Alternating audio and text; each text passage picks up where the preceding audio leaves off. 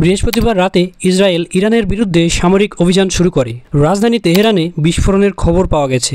ইরানের রাষ্ট্রীয় সংবাদ সংস্থা বিস্ফোরণের খবর নিশ্চিত করেছে। ইসরায়েলের প্রতিরক্ষামন্ত্রী এই হামলাগুলিকে পূর্ব উদ্দেশ্যমূলক হামলা হিসেবে বর্ণনা করেছেন। এক বিবৃতিতে ইসরায়েলি প্রধানমন্ত্রী বেঞ্জামিন নেতানিয়াহু বলেছেন যে বিমান হামলাগুলি ইরানের পারমাণবিক ও সামরিক কর্মসূচির মূল অংশগুলিকে লক্ষ্য করে করা হয়েছে। আমরা ইরানের পারমাণবিক সমৃদ্ধিকরণ কর্মসূচি, ইরানের পারমাণবিক অস্ত্রায়ন কর্মসূচি, ইরানের প্রধান সমৃদ্ধকরণ স্থাপনা, শীর্ষস্থানীয় পারমাণবিক বিজ্ঞানী এবং ব্যালিস্টিক ক্ষেপণাস্ত্র কর্মসূচির কেন্দ্রবিন্দুতে আঘাত করেছি, নেতানিয়াহু বলেন।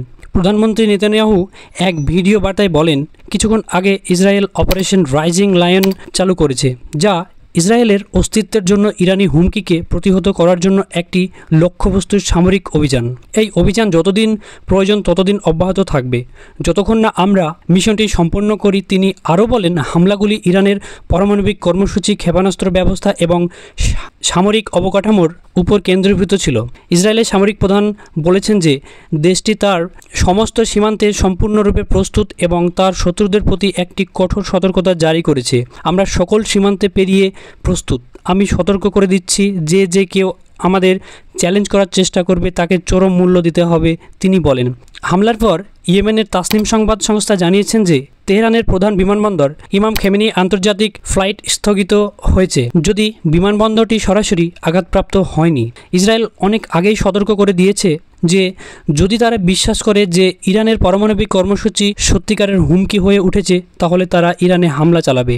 দুই দেশ কয়েক দশক ধরে শত্রু। আন্তর্জাতিক বিশেষজ্ঞরা বলেছেন যে ইরান এখনও পারমাণবিক অস্ত্রের জন্য প্রয়োজনীয় মাত্রার কাছাকাছি ইউরেনিয়াম সমৃদ্ধ করেছে। ট্রাম্প প্রশাসন যখন ইরানের সাথে তার পারমাণবিক কার্যকলাপ সীমিত করার জন্য একটি চুক্তি করার চেষ্টা করছে, তখন ইসরায়েলি হামলাটি ঘটল।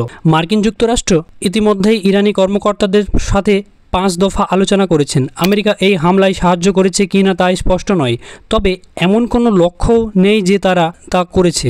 মার্কিন পররাষ্ট্রমন্ত্রী মার্কো রুবিও স্পষ্ট করে বলেছেন যে আমেরিকা জড়িত ছিল না। তিনি আরও বলেছেন যে ইসরায়েল নিজেরাই কাজ করেছে। আজ রাতে ইসরায়েল ইরানের বিরুদ্ধে একতরফা পদক্ষেপ নিয়েছে। আমরা ইরানের বিরুদ্ধে হামলা জড়িত নই এবং আমাদের সর্বোচ্চ অগ্রাধিকার হলো এই অঞ্চলের আমেরিকার বাহিনীকে রক্ষা করা, রুবিও বলেন। ইসরায়েল আমাদের জানিয়েছে যে তারা বিশ্বাস করে যে এই পদক্ষেপ তাদের আত্মরক্ষার জন্য প্রয়োজনীয়। রাষ্ট্রপতি ট্রাম্প এবং প্রশাসন আমাদের বাহিনীকে রক্ষা করার জন্য এবং আমাদের আঞ্চলিক অংশীদারদের সাথে ঘনিষ্ঠতা বজায় রাখার জন্য প্রয়োজনীয় সকল পদক্ষেপ নিয়েছে।